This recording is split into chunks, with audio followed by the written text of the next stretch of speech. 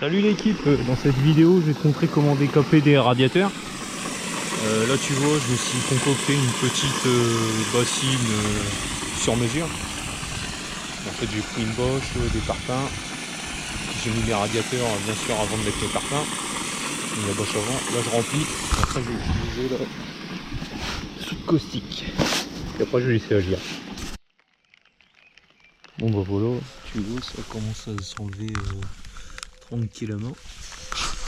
Je vais les soulever avec une chèvre et puis bah, je vais mettre un peu de Karcher. Là ça fait 1 semaine et 2 jours hein, qu'ils sont dedans. Mais bon il est pas bien. J'ai mis juste 1,5 bidon de soude caustique, hein, c'est pas beaucoup. Vu le volume d'eau. Voilà donc voilà ce que ça donne. Voilà, j'ai plus qu'un coup de Karcher à mettre normalement et puis c'est bon.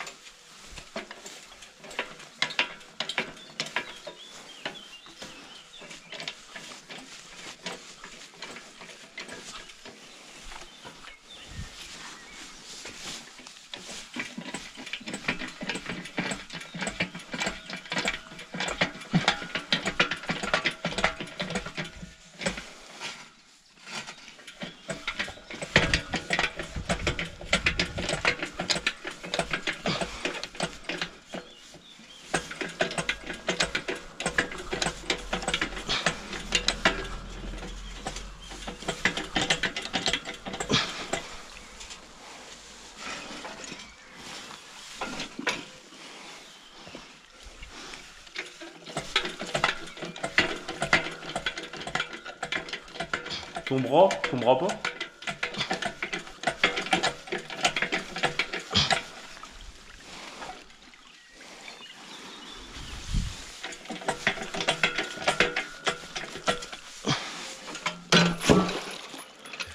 Pense à t'abonner, reste de la place.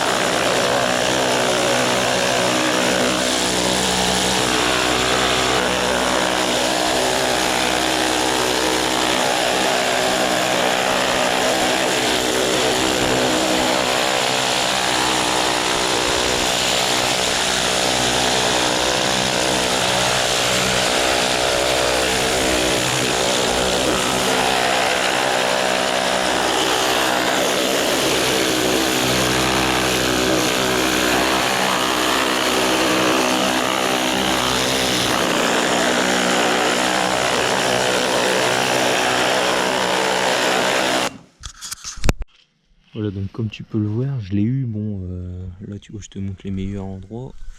Dans les petits recoins, je les ai pas eu. Mais je vais voir, soit je vais y mettre un coup d'hydrosablage. Là tu vois, ce côté-là, c'était le côté qui était en haut, celui-là. Je vais voir, donc je vais peut-être y mettre un coup d'hydrosablage pour tout ce qui reste, ou je vais peut-être y refaire une deuxième trempette. Et l'autre, Tu verras après que l'hydrosablage, ça ne fonctionnera pas beaucoup. Tu vas le remettre après dans la soude caustique. Celui qui est en dessous, ça c'est le bas là que je te montre.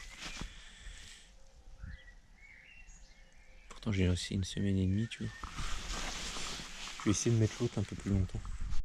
Bon là comme tu peux voir, j'ai mis l'autre là, tu le vois un peu par transparence, il est ici, j'ai laissé le crochet. Je vais remettre un coup de soude caustique, histoire que ce soit du balèze. De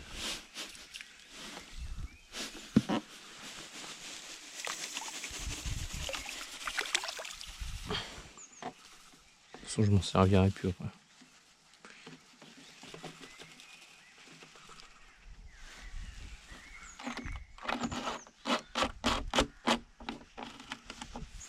Attends, je vais te montrer l'hydrosablage. Donc tu vois, c'est du sable spécial, hein. C'est pas du sable de maçonnerie bien sûr. C'est du sable de découpage. Il te faut l'appareil sur ton Karcher. Et regarde.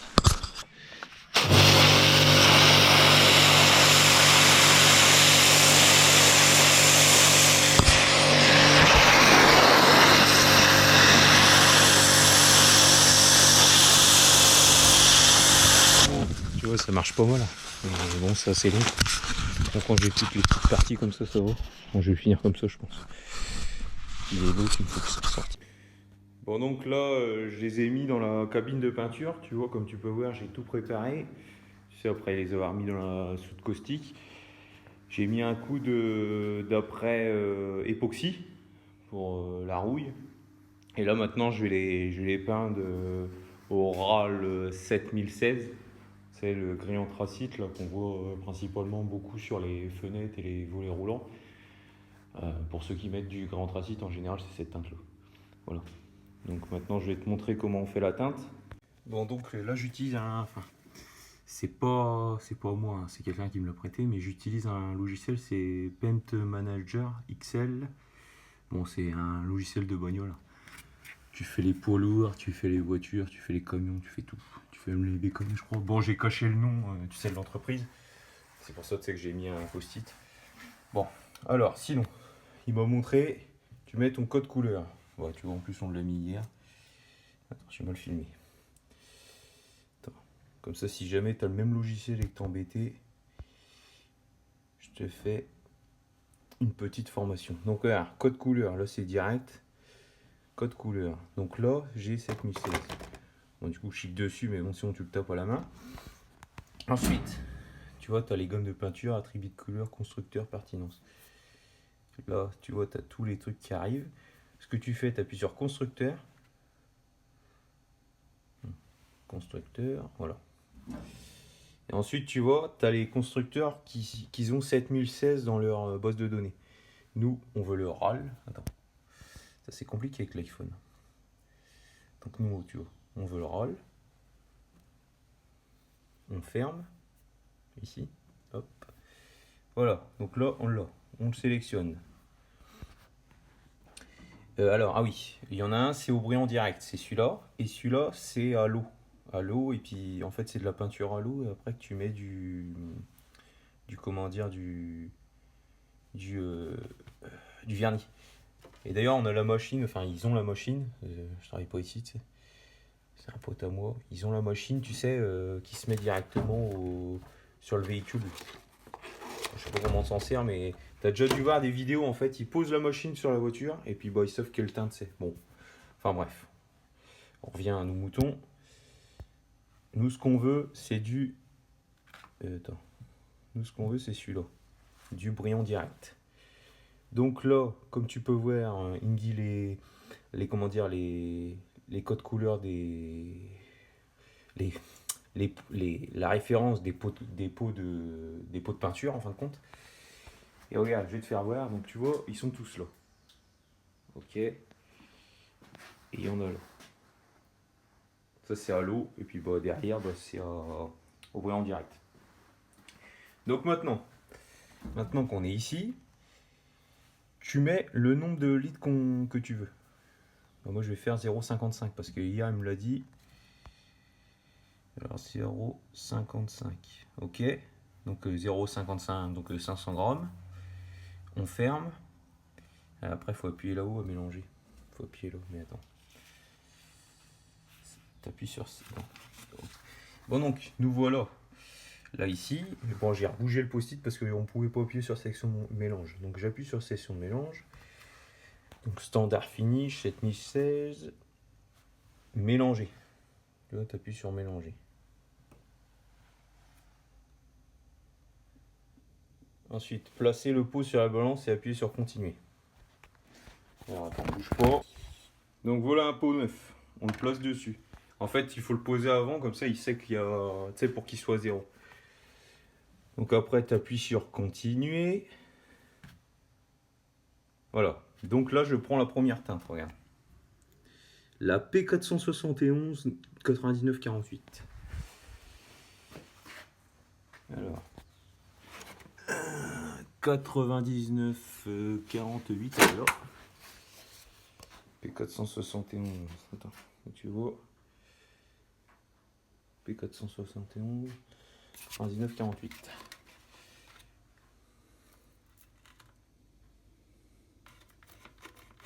Oula, je crois qu'il y en a plus dedans. Attends, bouge pas. Ouais. Comme tu peux voir, il n'y a plus rien. Bon, je vais mettre le reste quand même qu'il y a dedans. Alors attends, je vais couper.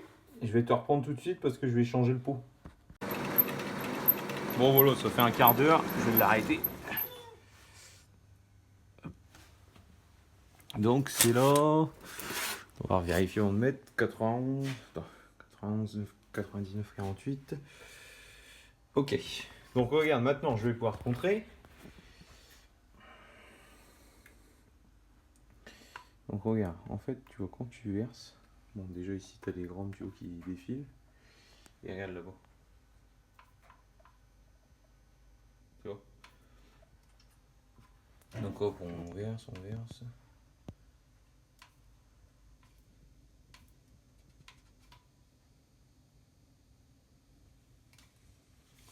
Après tu vois, quand tu as 0,2 grammes, tu peux faire suivant. partir de 0,2, 0 code, c'est bon. Ouais, c'est bon. Restant, top, on est bon. Ok. Après, à chaque fois, regarde, t'appuies sur suivant. Tu vois. Hop. Puis bon, je vais faire tous et puis je vais te faire voir après à la fin ce que ça va donner. Une fois que j'ai mis tout avec le diluant, tout ça, tu vois, ça donne ça. Alors après, regarde. Hop.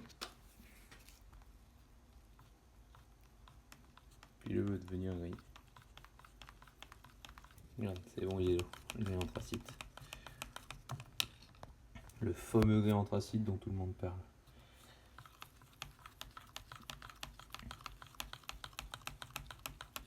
Bon, je vais le mettre dans le pétard et puis je vais te faire ouvrir sur le radiateur. Je l'ai mis dans le pétard. Allez, on y va là.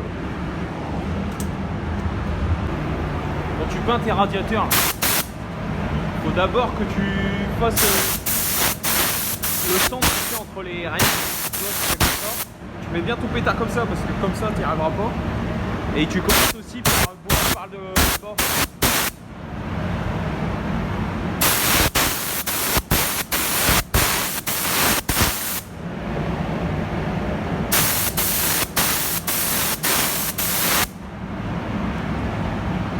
Voilà le résultat final.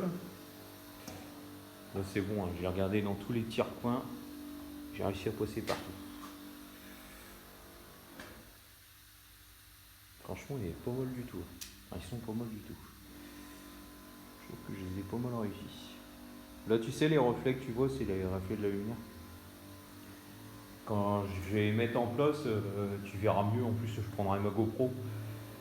Parce que là je l'ai oublié comme un con ce matin. Mais franchement, je suis plutôt pas mal content de moi. Dommage que c'est pas, tu sais, les radiateurs fleuris là. Mais bon, déjà c'est pas mal, hein, ceux-là. Ils sont pas mal. Là. Puis ce qui est bien, c'est que ça chauffe bien. Ah, chauffe bien la baraque en moins de 2. Bon bah, du coup, on se revoit pour le montage. Pour moi, c'est demain. Pour toi, c'est tout de suite. Remettre les comment dire, les... Ah, je me rappelle même plus comment ils s'appellent d'ailleurs. Pour les raccords en fait au niveau en 15-21 pour bon tu vas peut-être pas comprendre les raccords qui vont là en fait. Tu vois qui vont là.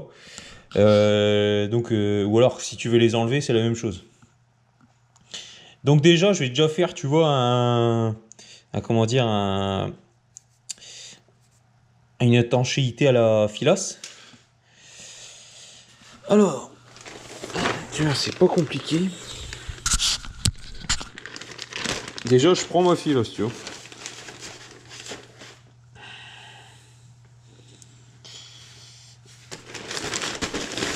Je vais essayer de choper un beau bout, là, dans ma poupée de filasse, là.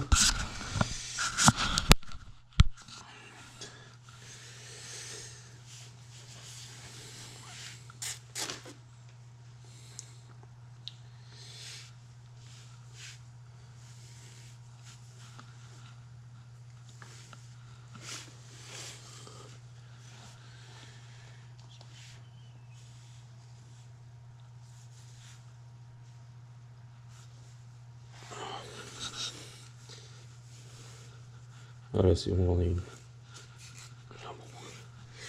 Bien. Donc, tu vois, j'ai pris un bout comme ça, tu vois. Je le machine un peu. Voilà. Ensuite, je prends mon raccord, je le tiens comme ça. Attends, il faut que je la remachine. C'est assez vieille quand même, ma fille, ça. Je te montre. Toi, tu fais ça. Sur le premier. Voilà. Après, regarde, donc j'ai fait 2 tours. Je récupère le petit bout là. T'as vu ou pas? Tu sais, parce que je tenais le bout. Tu sais, ça fait comme un cheveu. Donc j'ai mis en place, j'ai laissé un peu de longueur. Et j'ai fait plusieurs tours. Et ensuite, j'ai récupéré le bout que je tenais, tu vois. Donc là, je suis en train de le refixer avec tout le système. Et regarde, là, je fais le tour. Jusqu'à temps de tout. Voilà. Donc voilà. Tac. Donc tu fais gaffe, bon, moi j'ai l'habitude quand même. Tu fais gaffe, t'en mets pas de trop ni pas assez. Regarde, là tu vois, là c'est pas mal. Là tu vois, on voit même plus le filetage, tu vois. Là, tu vois, on voit même plus. Maintenant tu prends ton colmate.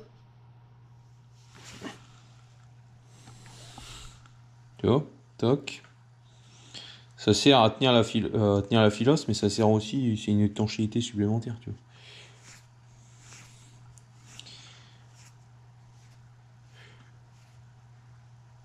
Voilà. T'en mets pas à l'intérieur. Hein. J'en mets juste un peu, tu vois, sur les côtés. J'enlève si j'ai la filasse devant. Pour que le passage il se fasse bien. Voilà. Bon.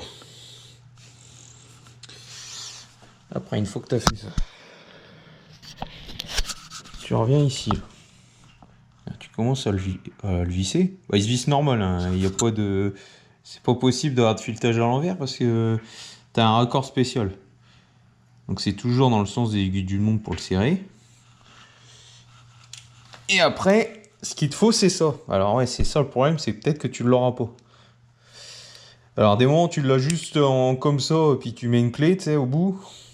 Ou des moments, c'est juste... Enfin, c'est un autre système, mais moi, c'est le mieux des systèmes, tu vois. J'ai même... je peux prendre les deux, tu vois. Bon, sinon, tu as vu, mais une BTR, ça ira pas. C'est un peu spécial. J'ai déjà essayé avec une BTR, ça va pas. Bon, du coup, regarde, je le mets dedans. Puis moi, ce qui est bien, c'est qu'il a cliqué, tu vois. Toc. Hop, je serre jusqu'à temps que... Enfin, en fait, là, quand je serre pas jusqu'à temps qu'il soit serré, parce qu'en fin de compte, tu le sens pas. Tu fais plusieurs tours, il te faut au moins 3 tours minimum. Moi, j'hésite pas à en mettre plus, tu vois. Là, je vois à peu près où est-ce que je vais, là. Ouais, là, tu vois, là, c'est bon. Là, j'ai assez serré, c'est bon. Après, je fais la même chose aux autres. D'ailleurs, je vais te montrer, parce que là, ça me fait penser. Là, lui, je l'ai pas mis parce que je vais te faire voir. Là, tu vois, sur celui-là, j'ai un joint, tu sais, j'ai les joints spéciaux qui sont déjà mis dessus, tu sais. Tu vois, là. Donc, du coup, lui, j'ai besoin de rien mettre. Je mets pas de filasse. L'étanchéité, attends. L'étanchéité, elle va se faire directement sur le support, tu vois. Par contre, il faut bien le serrer à fond, bien sûr.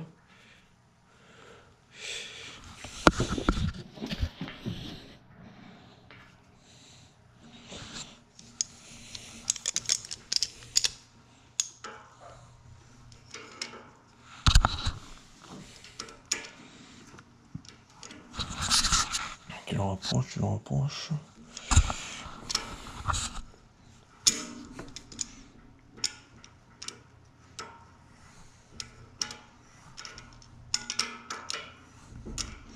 Puis là, bien sûr, tu vas pas avoir le choix, il faut vraiment le serrer à fond, tu vois. Voilà, ce qui est bien, c'est que tu vois, ce qui est bien, c'est qu'ici, tu vois, lui, il est orientable. Parce que t'en as d'autres, ils sont pas orientables. Je vais te faire voir après, j'en ai un autre comme ça. Bon, s'il est pas orientable, de toute façon, généralement, il se fait à la filasse. Donc, comme je t'ai dit, à la filasse, il te faut au minimum 3 tours, mais tu t'arranges pour en fait tomber bien au niveau de ton...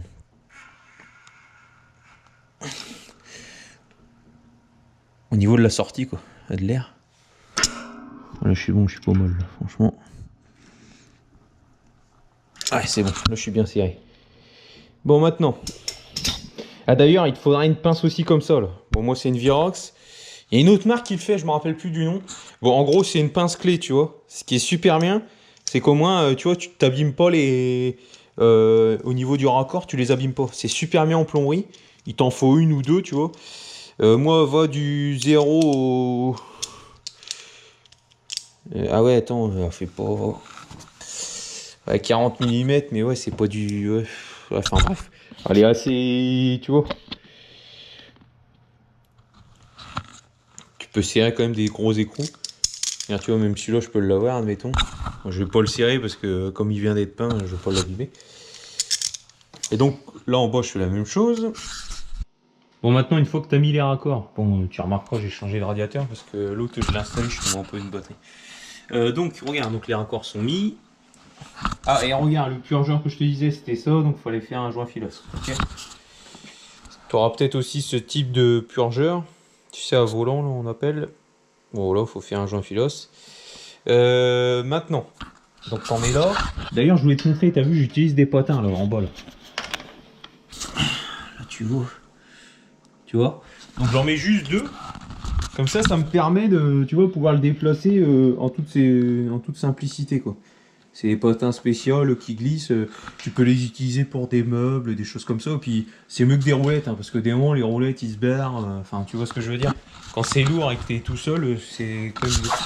Alors maintenant, bah, je vais retirer les potins. Regarde, tout simplement, je fais ça. Hop, je le retire avec mon pied.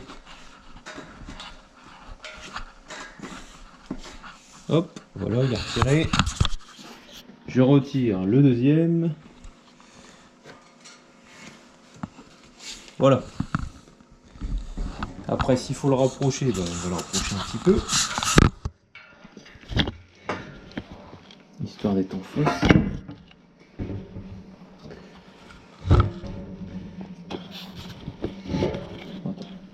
C'est bon, moi de toute façon celui-là il est pas lourd.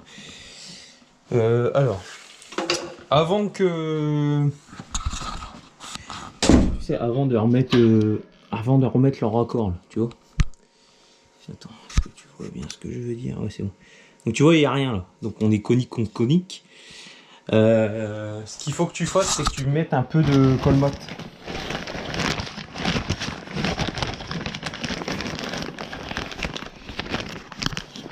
Tu sais ce qui sert à étanchéité et à tenir la filasse. Alors surtout t'en mets. Mais t'en mets pas non plus une blinde, hein, parce que faut pas non plus que ça bouche, tu sais, ton robinet thermostatique ou le système, tu vois.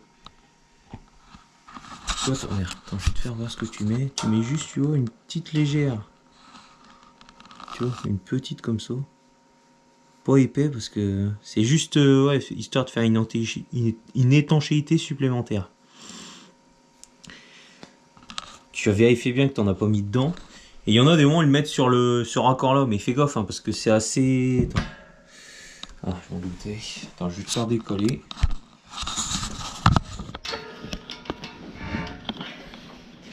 Regarde, tu vois, sur ce raccord là. Ah, putain, dans la vidéo, on voit rien. Je vais voir un peu. Est-ce que tu verras mieux?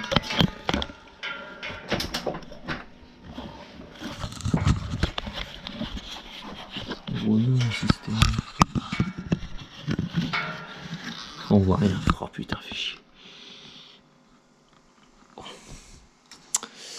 Bon, en gros, tu bouges pas ta bonne thermostatique, tu la bouges pas. Ok. Bon, donc voilà, donc tu vois, bon, j'ai déjà mis celui du bas. Caméra off. Ensuite, bah voilà, donc je mets le petit raccord. Comme ça. Alors attends. Je vois que là. C'est bon, il est pris dedans, nickel.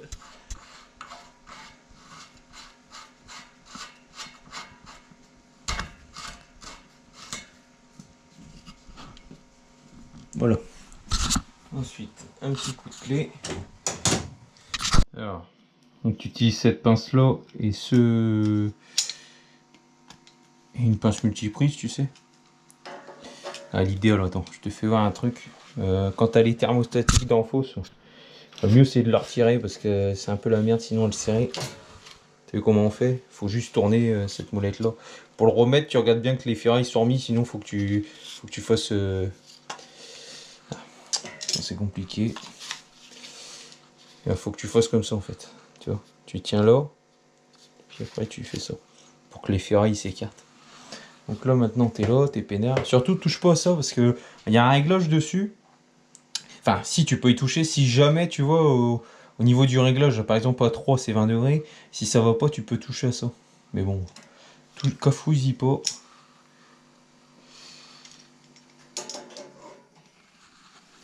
S'il n'y a pas de problème.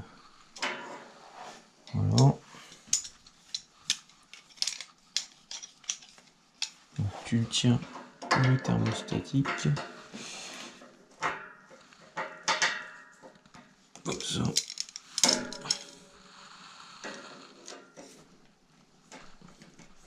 Voilà, c'est bon, ça tient. Voilà, maintenant tu peux remettre. Voilà, tu le mets comme ça. Le dent fausse bien droit. Tu le mets sur 5. Pour le retirer, il faut que tu le mettes sur 5. Hein. Voilà.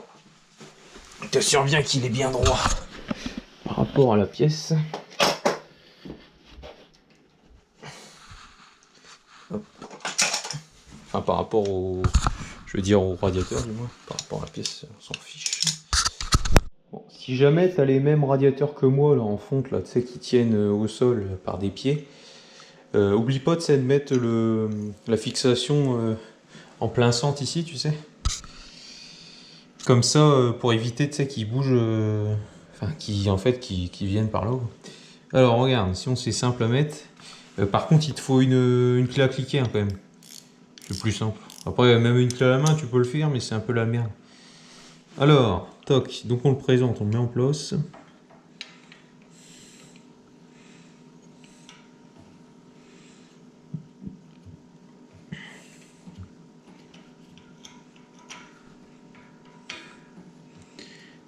Voilà. Tu vois, par exemple, je suis trop loin.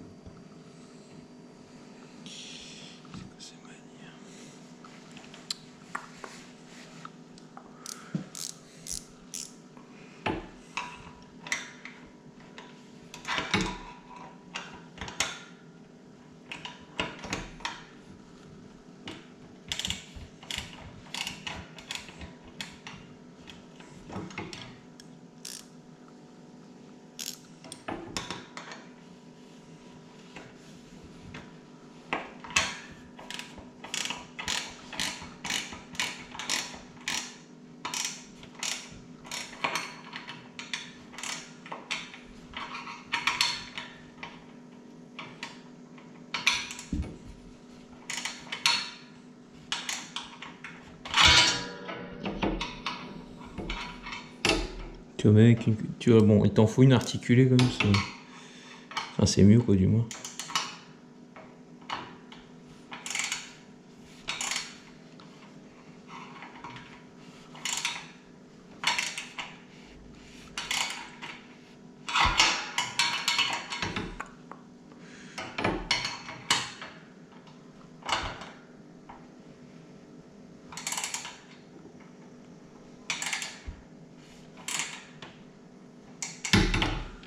Voilà.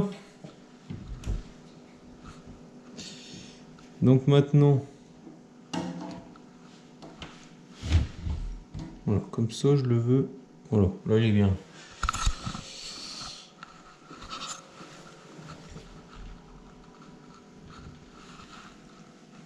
Tu vérifies bien, tu vois, qu'il soit dans l'encoche là-bas. Ah oui, avant ça, il faut que tu mettes ta fixation, bien sûr. Moi, je l'ai carrément mis, tu sais, sur un rail, hein, parce que je sais que mes rails étaient là. Je l'ai carrément mis dessus, donc tu vois. Donc voilà. Donc voilà le résultat final. Donc si jamais la vidéo t'a plu, n'hésite pas à laisser un commentaire ou mettre simplement un pouce bleu. Et pense à t'abonner, il reste de la place. Salut!